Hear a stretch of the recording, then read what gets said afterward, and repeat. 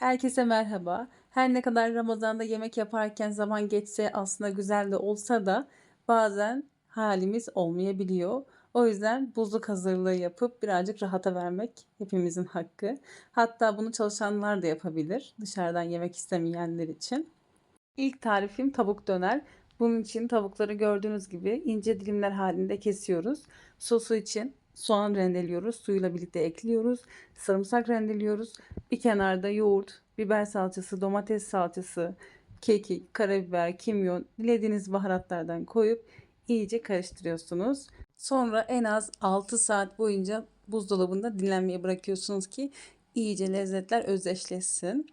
Sonrasında ise güzel streç film bu şekilde tezgahımıza seriyoruz. Üstüne fileto yerleştiriyoruz. Pıt pıt pıt pıt döndürüyoruz. Çok basit. Gerçekten zor değil. Sadece sıkı sarmanız gerekiyor ki yanlardan taşma yapmasın.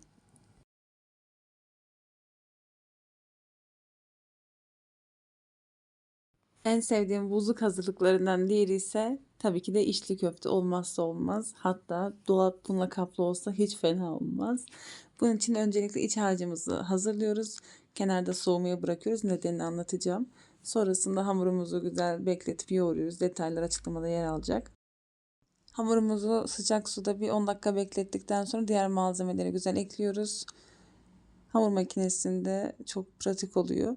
Elinizle de yoğurabilirsiniz tabii ki. Yaklaşık bir 10-15 dakika kadar. Burada kıvam alması için soğuk su ekliyorum.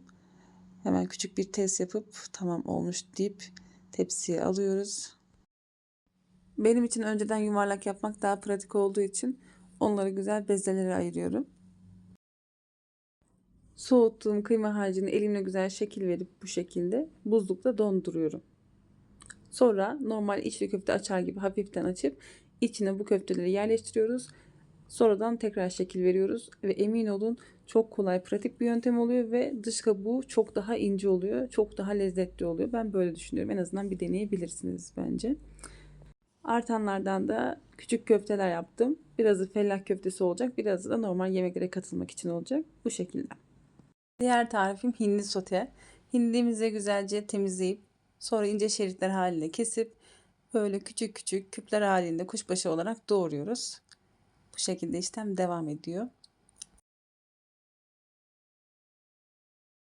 Sosu için sarımsak rendeliyoruz. Karabiber, tuz, pul biberi, kimyon, biraz zeytinyağı. Aklınıza ne geliyorsa, neye yakıştırıyorsanız ekleyebilirsiniz bu aşamada. Yine buzdolabına dinlendirdikten sonra kaplarımıza bölüştürüyoruz ve buzdan kaldırıyoruz. Diğer bir tarifim ise buzluk hazırlığının olmazsa olmazlarından olan köfte.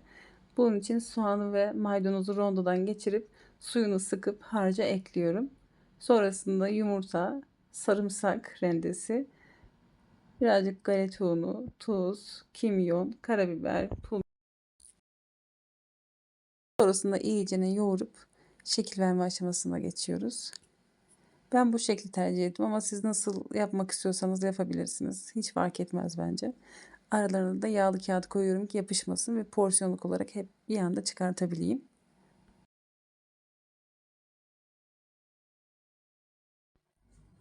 Birazcık da çorba veya yemeklere katmak için küçük top köfteler yapıyorum. Çünkü neden olmasın. Böyle ikili, üçlü, beşli yuvarlayarak hızlı bir şekilde bu bitiyor. Bu arada beğendiyseniz beğenmeyi unutmayın.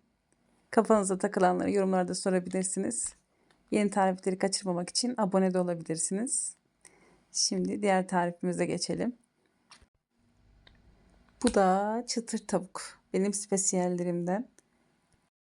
İlk önce bulacağımız harcı hazırlıyoruz.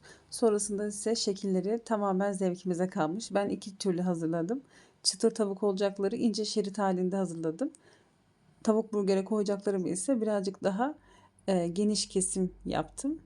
O da çok güzel oluyor. Hatta onda tarifi var videolarımda. Çıtır tavuk burgerin. Bu şekilde sosumuza bulayıp iyice harmanlayacağız.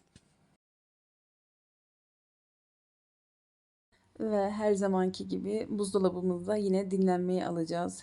Bu çok önemli. Özdeşleşmesi lazım bu lezzetlerin. Sonrasında ise rondodan iri kıyım olacak şekilde geçtiğimiz mısır gevreklerine batırıp kenarda buzluğa alıp tane tane olması için soğutuyoruz. Ve evet, soğuttuktan sonra bu şekilde asla yapışma olmuyor. Ve çıkartırken de istediğimiz adette çıkartabiliyoruz. Aklınızda bulunsun. Diğer tarifim ise falafel. Bunun aslında detaylı videosu, pişirme aşaması Reels videolarımda var. Ama burada da kocaman buzluk için nasıl yaptığımı göstereceğim. İlk öncelikle nohutumuzu bir gece suda bekletiyoruz. Asla haşlamıyoruz. Sonrasında suyunu sızdığımız nohutları rondoda 3-5-10 çekimde vuruyoruz. Yani blend ediyoruz ki makine bozulmasın. Çünkü bu aşama çok çok çok sıkıcı bir aşama. Neyse, ben kolay olsun diye maydanoz soğanlarla birlikte vuruyorum. Birazcık sulansın, daha rahat geçsin diye rondoda. Ama bir şekilde hallediyorum. Sonrasında ise iyicene harmanlayıp baharatlarını ekliyorum. Şimdi burada detay vereceğim. Un kullanmıyorum. Onun yerine keten tohumu kullanıyorum, öğüttüğüm. Bir de kabartma tozu da kullanmıyorum. Karbonat ve limon kullanıyorum bunun için. Aklınıza bulunsun. Şekli bence size kalmış. Genelde yuvarlak yapılıyor. Mesela ben de Reels videomda yuvarlak yaptım ama burada böyle köfte gibi yapıyorum. Çünkü neden olmasın? Gayet de güzel pişiyor, dağılmıyor. Aklınıza bulunsun. Diğer bir tarifim ise bir borcam börek. Bunun için alt tabanı yağlayıp sonra bir kat sade yufkamızı seriyoruz. Ondan sonraki bütün yufkaları tarifini vereceğim sosa bulayıp o şekilde koyuyoruz. O kadar güzel, o kadar ıslak su böreği gibi oluyor ki. İç harcını da dilediğiniz gibi çeşitlendirebilirsiniz. Ben peynirli ve yeşillikli yaptım. Bunlar da anacığımın yaptığı peynirli su böreği, kırpideleri ve ıspanaklı peynirli su börekleri. Buradan onun da ellerine sağlık. Allah razı olsun. Çok da güzel oldular. Son olarak tatlıyla kapatalım. Kadayıf dolmamız için kadayıfları bu şekilde seriyoruz. Cevizimizi bu şekilde döküyoruz. Böyle iyicene dolma yapar gibi sıkı sıkı sarıyoruz. Yanlardan katlıya katlıya dökülmesin diye. Sonrasında buzluktan istediğimiz kadar çıkartıp sosuna bulayıp kızartıp tekrar şerbet atacağım ki takipte kalın. Reels videomda bunu çekeceğim. Buzluk hazırlığı candır arkadaşlar, tavsiye ediyorum. Sevgiyle kalın, sağlıcakla kalın.